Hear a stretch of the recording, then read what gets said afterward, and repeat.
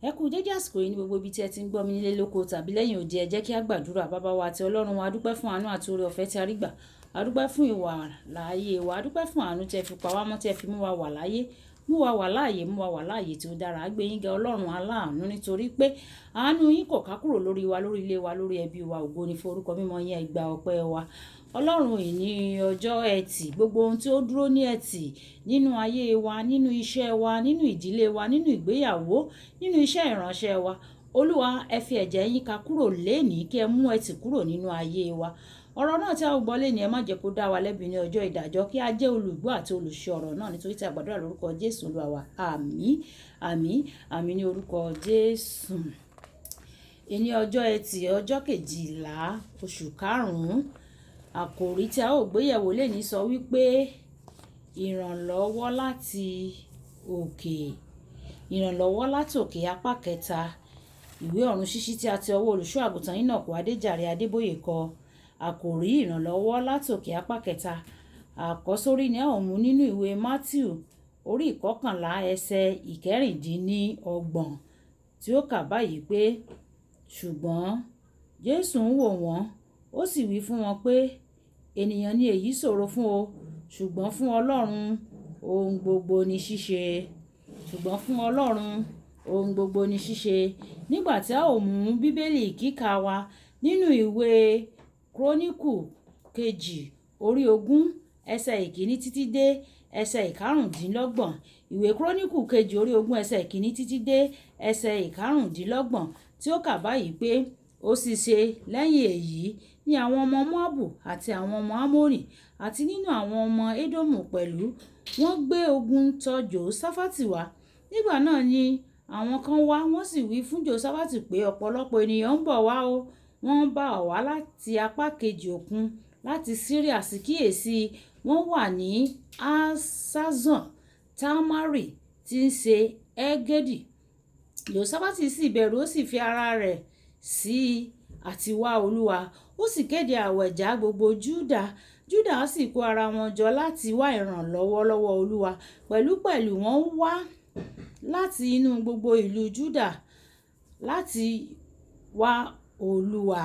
Jósáfátì sì dúró níwájú àpéjọ ènìyàn Júdà àti Jerúsálẹ́mù ní ilé Olúwa, níwájú àgbàlá tuntun. Ó wí pé, Olúwa Ọlọ́run àwọn bàbá wa, ìwọ kọ́ ha ni Ọlọ́run ní ọ̀run bí? Ìwọ kọ́ ha ni ó ń ṣàkóso lórí gbogbo ìjọba àwọn orílẹ̀-èdè bí? Lọ́wọ́ rẹ akọ́ ni agbára àti ipá gbé wá, tí ẹnìkan kò sí tí ó lè kọ̀ ọ́ lójú. Ìwọ akọ́ ni Olúwa wa, tí o ti lé àwọn ará ilẹ̀ yìí jáde níwájú Ísírẹ́lì ènìyàn rẹ, tí o sì fi fún irú àwọn ọmọ Ábúráhámù ọ̀rẹ́ rẹ láéláé. Wọ́n sì gbé inú rẹ̀, wọ́n sì kọ́ ibi mímọ́ fún ọ nínú rẹ̀, fún orúkọ rẹ, pé bí ibi bá dé sí wa, bí idà, ìjìyà tàbí àjàkálẹ̀ àrùn tàbí ìyàn bá àwa bá dúró níwájú ilé yìí àti níwájú rẹ̀, nítorí orúkọ rẹ wà ní inú ilé yìí.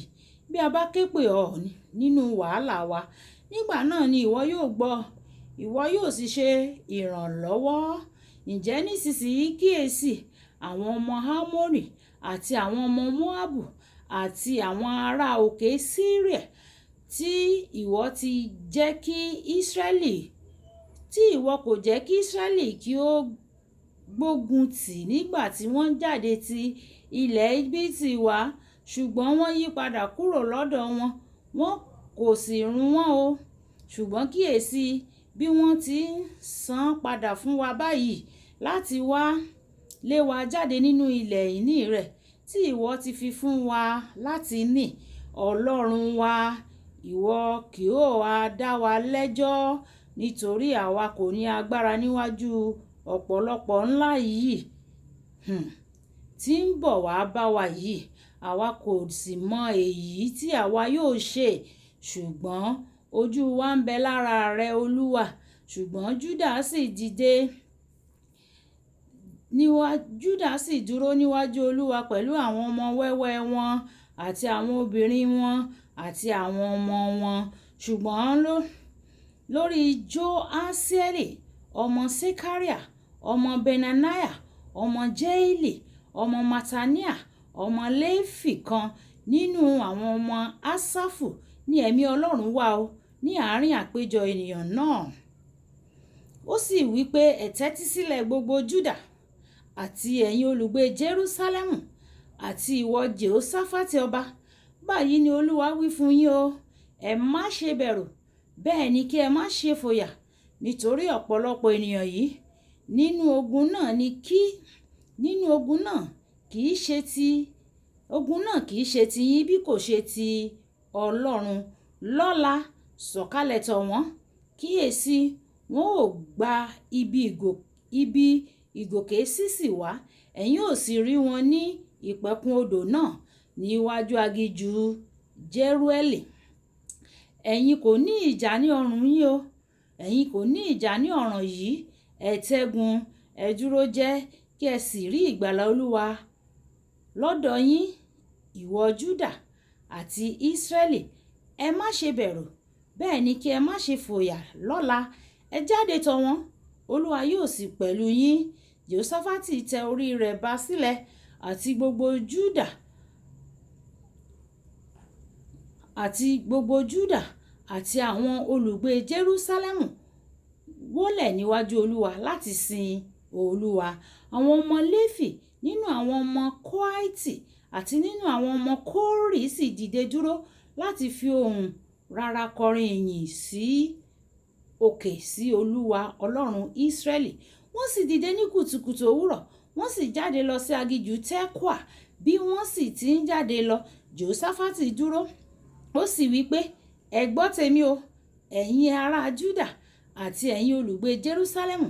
Ẹ gbọ́ Olúwa Ọlọ́run yín, ẹ gba Olúwa Ọlọ́run yín gbọ́, bẹ́ẹ̀ ni a ó sì fi ẹsẹ̀ yín múlẹ̀. Ẹ gba àwọn wòlíì rẹ̀ gbọ́, bẹ́ẹ̀ ni ẹ̀yin yóò sì ṣe rere. Ó sì bá àwọn ènìyàn náà gbèrò. Ó yan àwọn akọrin sí Olúwa tí yóò máa yin ẹwà ìwà mímọ́ bí wọ́n ti ń jáde lọ níwájú ogun náà, àti láti máa wí pé, ẹ yin Olúwa nítorí àánú rẹ̀ dúró láéláé. Nígbà tí wọ́n bẹ̀rẹ̀ sí kọrin àti ìyìn, Olúwa yan ogun ẹ̀yìn sí àwọn ọmọ Ámónì, Móábù àti àwọn ará òkè Séírì tí ó wà ní Júdà, a sì kọlù wọ́n. Àwọn ọmọ Ámónì àti Móábù sì dìde sí àwọn tí ń gbé òkè Séírì láti pa àti láti run wọ́n túútúú. Nígbà tí wọ́n sì pa àwọn tí ń gbé òkè Séírì run tán, ẹnì kíní ṣe ìrànlọ́wọ́ láti run ẹnì kejì. Nígbà tí Júdà sì dé ìhà ilé ìṣọ́ ní aginjù, wọ́n wo àwọn ọ̀pọ̀lọpọ̀ ènìyàn, sì kíyèsí òkú tí ó ṣubú lulẹ̀ ni wọ́n, ẹnìkan kò sá àsálà. Nígbà tí Jèhóṣáfátì àti àwọn ènìyàn rẹ̀ dé láti kó ìkógun wọn, wọ́n rìn láàárín àwọn ọ̀pọ̀lọpọ̀ ọrọ̀ àti òkú àti ohun èlò iyebíye. Wọ́n sì kó jọ fún ara wọn ju èyí tí wọ́n lè kó lọ. Wọ́n sì kó ìkógun wọn jọ ní ijọ́ mẹ́ta nítorí tí ó sàpapọ̀ jù. Kí Olúwa kí ó bùkún kíkà àti gbígbọ́ ọ̀rọ̀ rẹ̀ wàyí. Ẹ tẹ́tí bẹ̀lẹ̀jẹ́ láti gbọ́ ohun tí olùṣọ́ àgùntàn Enoch Adéjàre Adébóyè ní fún wa ní èní ọjọ́ Ẹtì, ọjọ́ 12 oṣù karùn-ún. Ọlọ́run lè ràn ọ́ lọ́wọ́ kódà nígbà tí gbogbo rẹ̀ jọ pé kò lè ṣeé ṣe. Nígbà tí o bá pinnu láti ṣe é, yóò fi hàn àwọn kò ṣeé ṣe náà pé òun ni Ọlọ́run tí ó jẹ́ Ọlọ́run ànító àti àníṣẹ́kù. Nínú ìwé Àìsáyà orí 43 ẹsẹ̀ 13, Ọlọ́run alágbára wípé kò sí ẹni tí ó lè dènà rẹ̀ nígbà tí ó ti ṣe ìpinnu láti ṣiṣẹ́. Ní ọ̀nà mìíràn, kò ní ṣe iye àwọn agbára tó ń bá ọ jà. Nígbà tí Ọlọ́run bá pinnu láti ràn ọ́ lọ́wọ́, ohunkóhun kò lè dè é ní ọ̀nà. Nínú ìwé Dáníẹ́lì orí ìkẹta, nígbà tí a fẹ́ ju Sédrákì, Méṣákì àti Àbẹ́dínígò sínú iná ìléru, tí a sì mú kí ó gbóná ní ìgbà 7 ju ti tẹ́lẹ̀ lọ. Síbẹ̀, kìkì àwọn tó kú ni àwọn ẹ̀ṣọ́ tó ju àwọn ọkùnrin náà síbẹ̀. Àwọn tí a jù sínú iná ìléru jáde láàyè nínú ìwé àwọn onídàájọ́ orí ìkáǹdógún ẹsẹ̀ ìkọkànlá títí dé ẹsẹ̀ ìkáǹdógún. Nígbà Bíbélì wípé àwọn ẹbí Sámsónì fi lé àwọn ọ̀tá òde lọ́wọ́, ṣùgbọ́n nígbà tí yóò fi di òpin ọjọ́, ẹgbẹ̀rún àwọn ọ̀tá yìí ti kú. Nígbà tí àwọn yòókù sì sálọ, kò ní ṣe iye ọ̀tá tí ó ń bá ọ jà lọ́wọ́lọ́wọ́. Ọlọ́run yóò ràn ọ́ lọ́wọ́ láti dá sẹ̀ríà fún gbogbo wọn ní orúkọ Jésù. Kò ní fi ṣe gbogbo àwọn ọ̀tá tó ń bá ọ jà lọ́wọ́lọ́wọ́. Ọlọ́run yóò ràn ọ́ lọ́wọ́ láti dá sẹ̀ríà fún wọn ní orúkọ Jésù. Àmín. Ọlọ́run ni ẹni tí ó ń la ọ̀nà sí ibi tí kò sí ọ̀nà. Nítorí náà, nígbà tí ó jọ pé kò sí ọ̀nà àbáyọ, Ọlọ́run sì lè la ọ̀nà. Ọjọ́ kan nígbà tí mo wà ní òkè òkun, a sọ fún mi pé ọ̀kan nínú àwọn ọmọ mi nípa ti ẹ̀mí wà ní ilé ìwòsàn tí ó ń bá àrùn jẹjẹrẹ jà. Nígbà tí ènìyàn ọ̀rọ̀ rẹ̀ jẹ́ èyí tí kò ní ìrètí rárá. Mo lọ bẹ̀ ẹ́ wò ní ilé ìwòsàn ní ọjọ́ àbámẹ́ta kan. Mo sì gbàdúrà fún un. Ní ọjọ́rú tí ó tẹ̀lé, wọ́n fi ọmọ mi sílẹ̀ ní odidi. Ẹwà ìtàn náà ni pé gbogbo àwọn yòókù tó wà ní inú ìyàrá ilé ìwòsàn náà, nígbà tí mo gbàdúrà fún wọn, a fi àwọn náà sílẹ̀ pẹ̀lú ní àlàáfíà. Ó ní arábìnrin kan tí àwọn dókítà ti sọ pé àrùn kan ní àǹfààní 99 nínú 100 láti gba ẹ̀mí rẹ̀. Àrùn kan ó ní àǹfààní 99 nínú 100 láti gba ẹ̀mí arábìnrin yìí. Mi ò lè lọ sí ilé ìwòsàn ní àkókò náà. Nítorí náà, mo gbàdúrà sí aṣọ ìnùjú, mo sì fi ránṣẹ́ sí i. Ọlọ́run sì lo àǹfààní 1 nínú 100 tí ó kù tí dókítà fi sílẹ̀ láti gba ẹ̀mí rẹ̀ là. Arábìnrin yìí kọ ìwé tí àkórí rẹ̀ jẹ́ ìgbàsílẹ̀ láti ọwọ́ ikú. Ó jẹ́rìí nípa ìwòsàn àtòkèwá.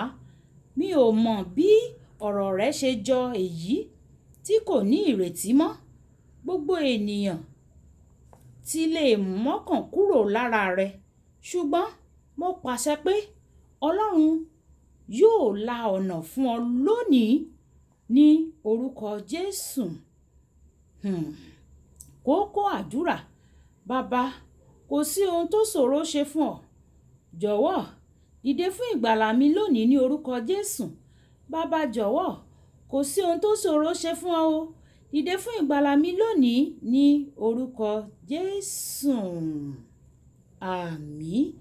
Bọ́kọ̀ bá lọ sókun tó lọ sọ́sà o, a padà sí èbúté. Ní ibi tí a ó fi àdàgbà ọ̀run kíkà àti ènìrọ̀ sí leléyìí. Olúwàbùkọ́lá aya kó tẹ́mọ̀ sí ìyá ènìyàn rere. Ìyá àwọn ọmọ rere àti ọ̀rẹ́ ẹ̀yin ènìyàn rere ni ó ka ọ̀run sísì ti èní. Nígbà tí a ó máa pàdé ní ọ̀la, ká sùn láyọ̀, ká jí láyọ̀. Ìpàdé wa bí oyin. Ó dàbọ̀.